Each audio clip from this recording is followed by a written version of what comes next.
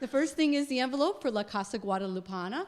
La Casa Guadalupana is an organization in Southwest Detroit that works to improve the lives of the Hispanic community there through health information, education, and other social supports. We're collecting money for them today, and we are also, if you read the e-blast this week, sponsoring a family through them for Christmas. There are 4 children in the family. Their requests are very modest. The mom didn't want to ask for too much. It's clothes and necessities. If you're out shopping and you could get anything from that list for them or something else that you think would be appropriate for them, it would be very, very much appreciated. These are very much struggling families in that part of the city right now. The other thing is the name tag request. If you're like me and your name tag's been floating around in the console of your car for a while, it's probably pretty ratty anyway. But you may have noticed that it asks about your gender pronouns. What are your pronouns? I don't need to tell any of you why it's important to use someone's pronouns correctly. It's the simplest of the respect and dignity accorded to everyone, that you know their name and their identity and you respect that. What may be new for you is why we're asking for your pronouns if you, like me, are one of those people who people generally guess or always guess correctly anyway. And the reason for that is really based on the second principle. We're promoting justice, equity, and compassion anytime that we remove a layer of otherness for people who don't have the privilege we have. So as somebody who is clearly cisgendered and is always pronounced correctly, I have a level of privilege that someone else who has to say their pronouns every time doesn't have. And by removing that barrier, by making it the norm to say my pronouns, is making it easier for a more equitable, compassionate society. So I hope that you will join me in filling out that form and including your pronouns. Thanks. Oh, sorry, yep, Barb's reminding me, if you have any questions about that. Social Justice and Membership Committee members here today? Anybody? Raise your hands. Hit somebody up who's raising their hand. We'll answer them. Thanks. One question.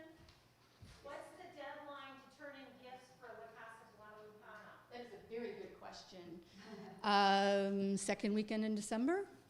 And I'll take them down, so get them to me or get them to the church, and we'll get them there. Thanks. Perfect, thank you. Anybody else have any other announcements? All right.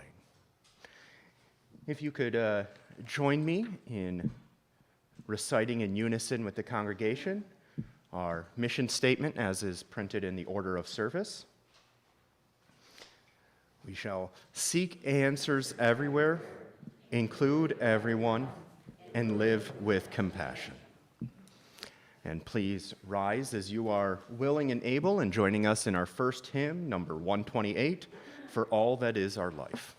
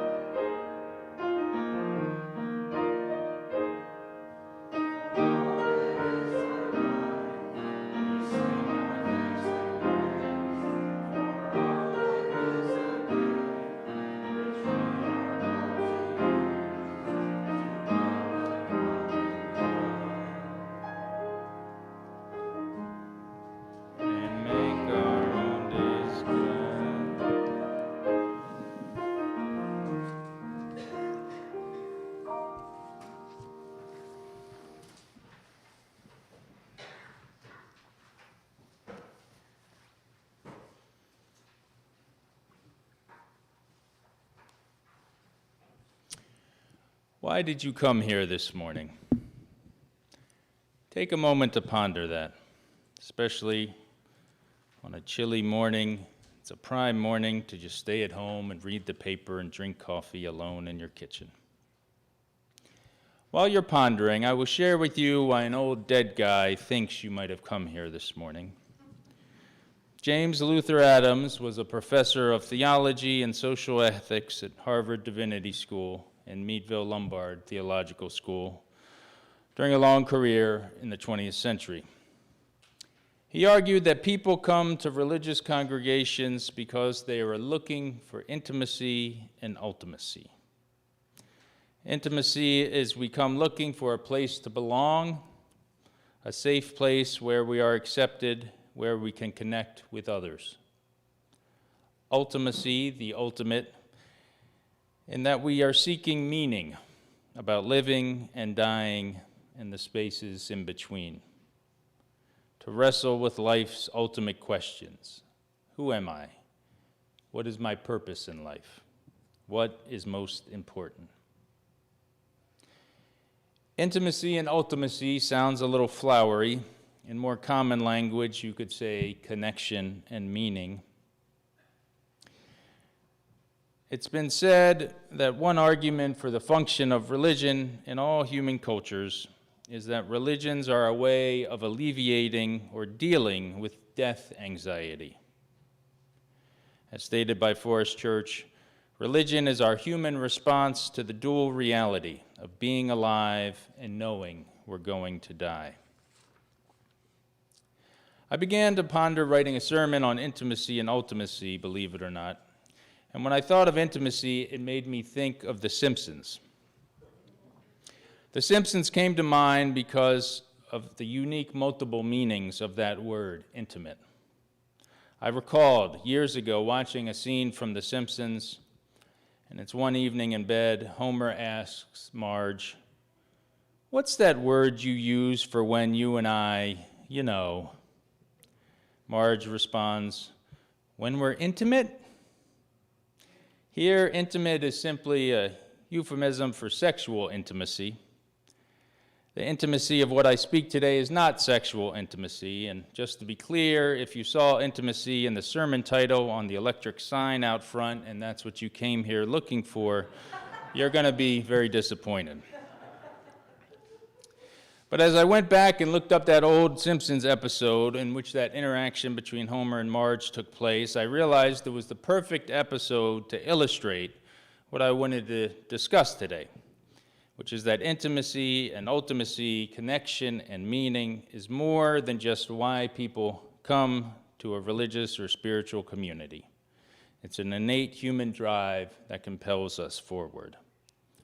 And that is what I hope to illustrate today through an episode of The Simpsons. But first, we have a special musical interlude by Diana to get us properly prepared.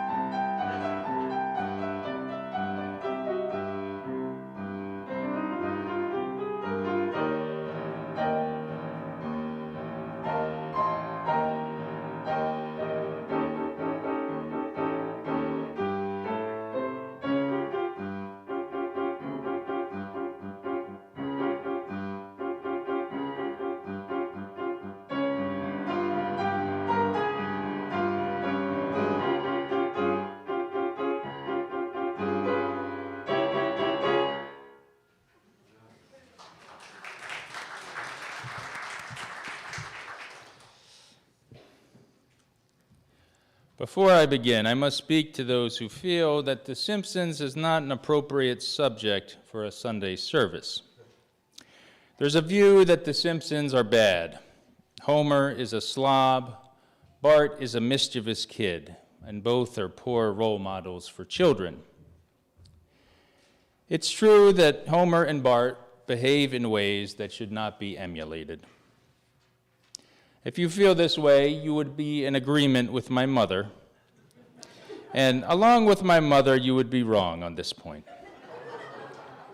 In The Simpsons, there are deep values and ethics are expressed in a comical way, in a way that young people and adults can relate to.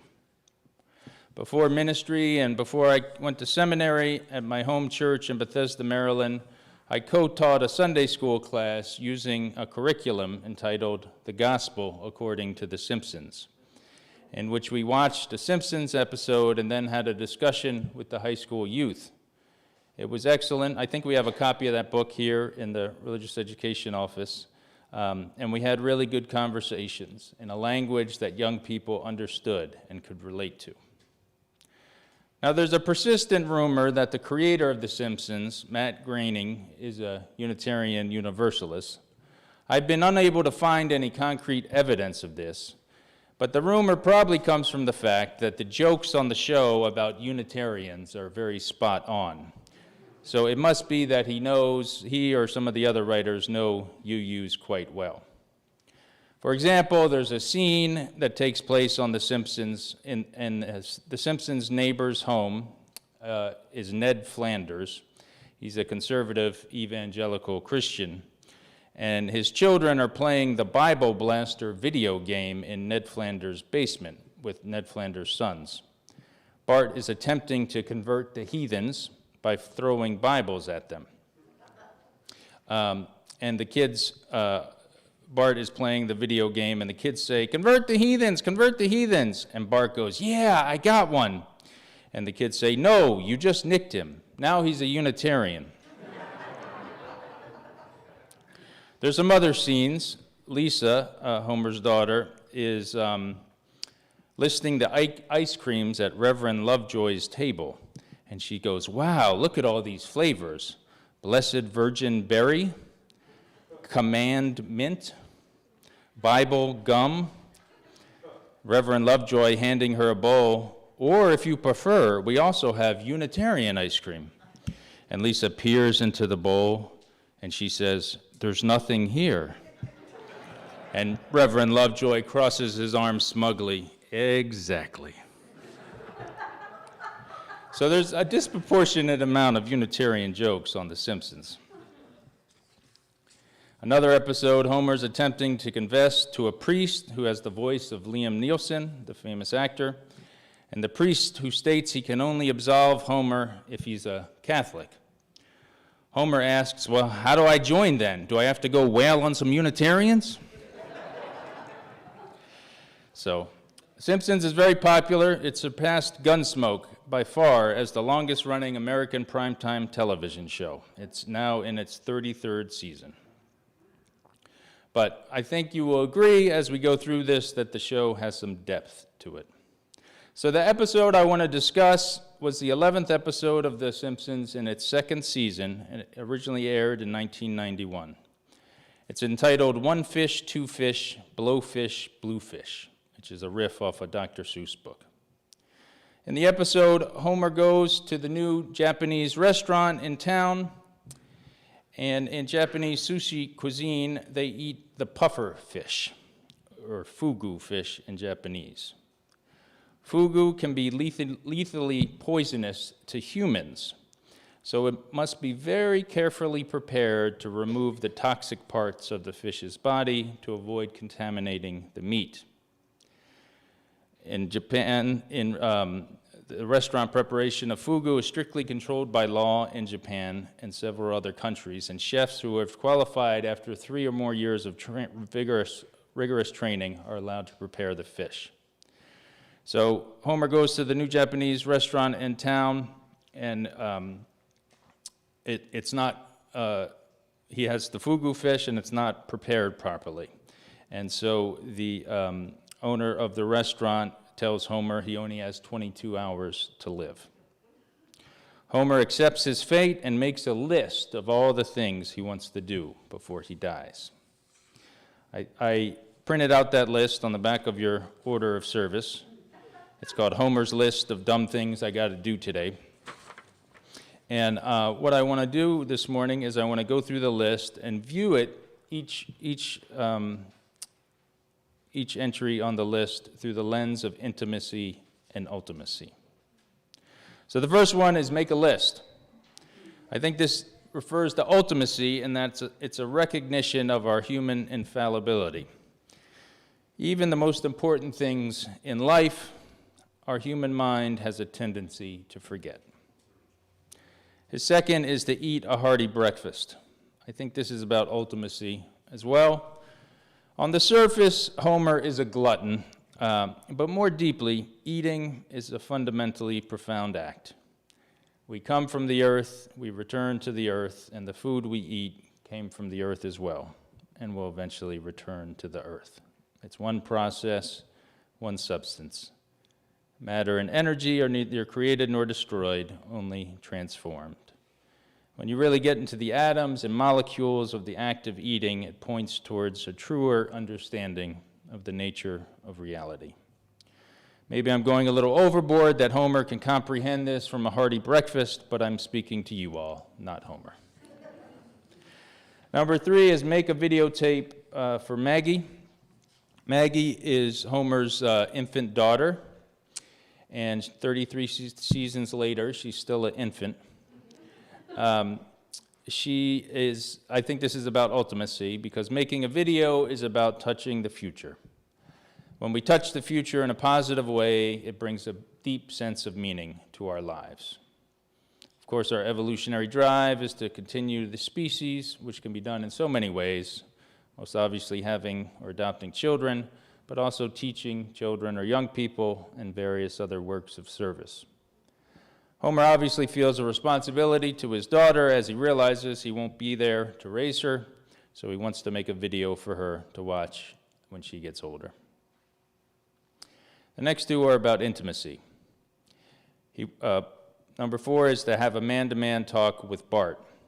Bart is a mischievous kid, and Homer wants to teach Bart what he's learned of how to negotiate the system, and he kind of wants to make him streetwise by sharing what has helped him navigate through life.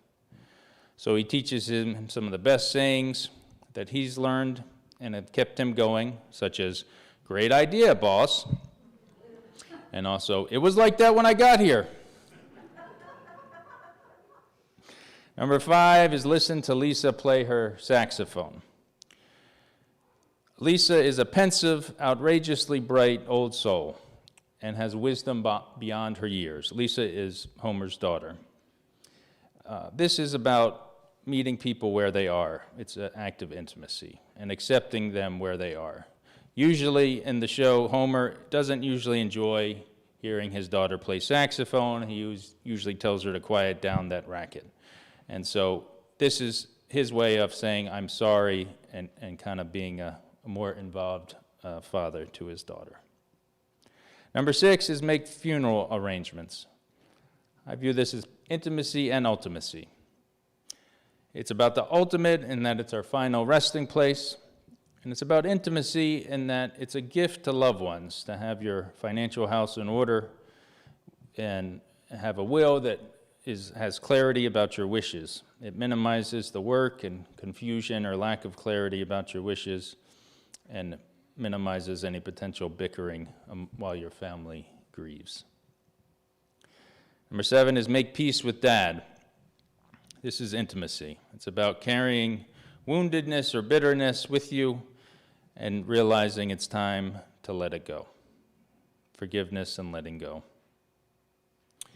Number 8 is have beer with the boys at the bar. This is about intimacy. Years ago, I read an article by a palliative care nurse in Australia, and she detailed the top regrets she heard from those she cared for on their deathbeds. And one of the top ones was, "I wish I had stayed in touch with my friends." Number 9 is tell off the boss. think this is about ultimacy. Homer's boss is Montgomery Burns. I kind of view him as a mix between Dr. Evil and Dick Cheney. He looks like him too. He's kind of bald and he walks like this. It might be a stretch, but it's a way to right a wrong. There's a very unjust economic order in Springfield, and Homer's way of exercising agency at the end of his life. It'll probably be futile, but that's his attempt at least. Number 10 is Go Hang Gliding. I think this is about ultimacy. It's about wonder and awe at the natural world, the human fascination with flight. Homer wants to fill up his senses before he goes. Number 11 is Plant a Tree. I think this is ultimacy. It gives a sense of hope. There's famous quotes by the poet W.S. Merwin and Martin Luther, the great religious reformer. Merwin said, "On the last day of the world, I would want to plant a tree."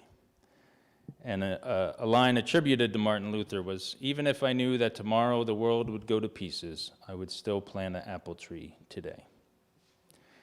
It recognizes our interdependent web of existence of which we are a part. We need trees, we need oxygen to breathe, and without trees, there'd be no oxygen. No oxygen, there'd be no humans. Number 12 is a final dinner with my beloved family. This is intimate. It's the importance of eating together. We just had our church auction a few weeks ago, and as it is every year, some of the biggest fundraisers at our auction is the dinner parties that people offer. Breaking bread together is imbued with deep cultural and religious meaning. Number 13 is Be Intimate, spelled wrong, with Marge. This is sexual intimacy with his life partner and the mother of his children. And number 14 is Watch the Sunrise. To me, this is ultimacy. It's communing with nature. Recognize that life goes on. I die today, the sun will still come up tomorrow. So there you have Homer Simpson's last 22 hours through the lens of the human quest for intimacy and ultimacy. What would you do if you had 22 hours to live? I thought about what my list would be like if I was told by a doctor I had 22 hours to live. I realized if I wrote the list the way I write a sermon, I would probably write the list in the 21st hour. I quickly realized I didn't like this thought experiment. Thinking about this made me feel a little anxious and I got a little teary. But in the interest of being authentic, I soldiered on, and this is what I got to. I imagined for intimacy, I would be on the phone a lot during those 22 hours, having deep conversations with family and friends, most of which would consist of flowery ways of saying, "I'm sorry, thank you, I love you." This was insightful. As complex as we may think our relationships are, mine boiled down to those three sentiments. I'm sorry, thank you, I love you. For ultimacy, I would probably watch the sunrise and the sunset, try to go for a stroll in the woods, perhaps hug a tree or plant a tree, figure out if I wanted to be buried or cremated.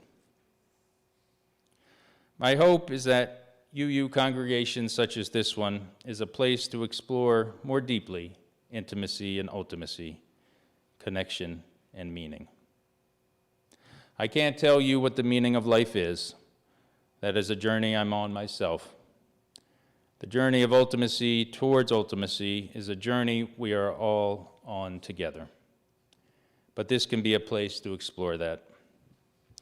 This church can offer intimacy, connection during that journey. Intimacy and ultimacy, connection and meaning. That is the purpose of Sunday services and church programming during the week, and I would argue our very lives.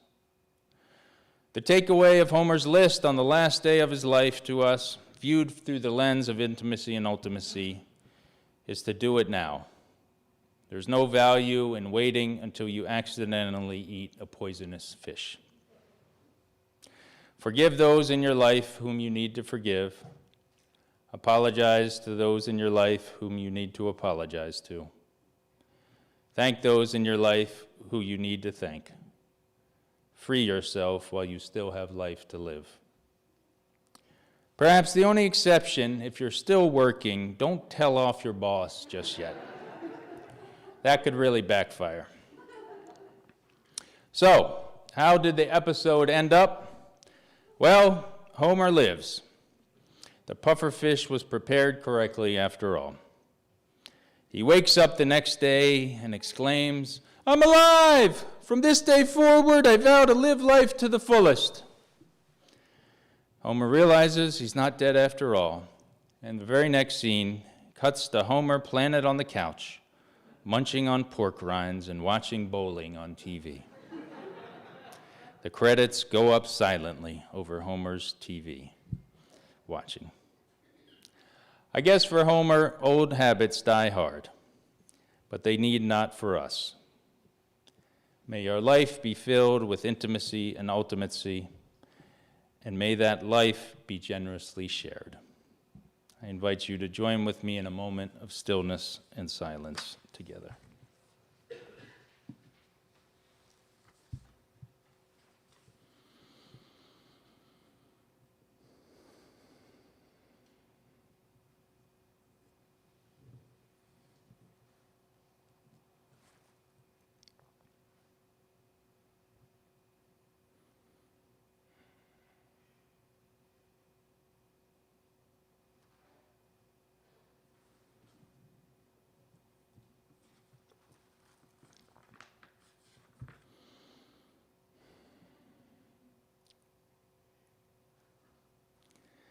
May it ever be so.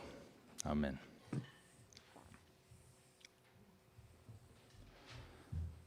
I have a story to share this morning for our offertory. In one church, the offering was taken right after the end of the sermon. A mother had given her young son $1 so they could learn the lesson of supporting her religious community. Throughout the service, the child was able to control his body's wish to move and speak. But as the sermon droned on, he thought that he could just not stand it one moment longer.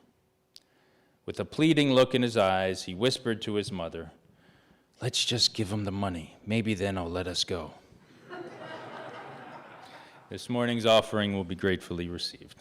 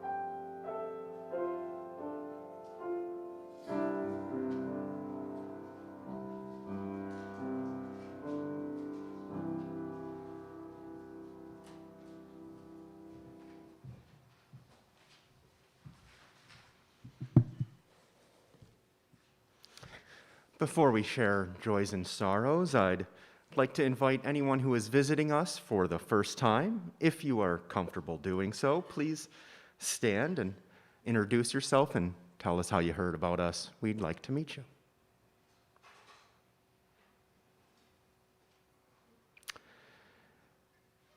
We do have some joys and sorrows. Hello. These are our friends Paul and Tiffany, and their baby Sully.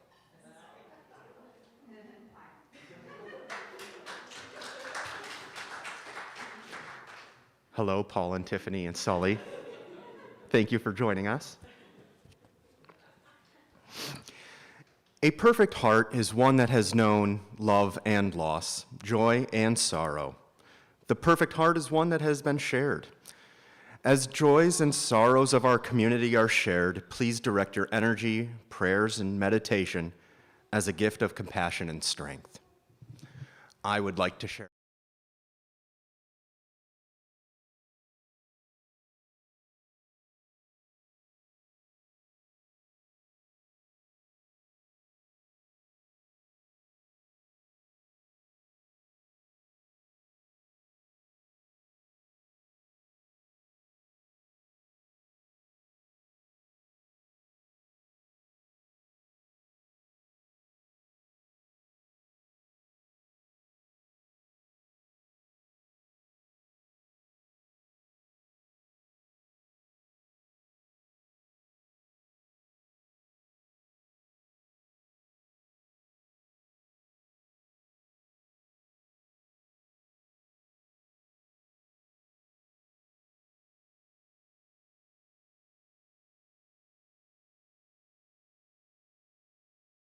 If you could then join us and stand as you're willing and able as we sing hymn 108, My Life Flows On in Endless Song.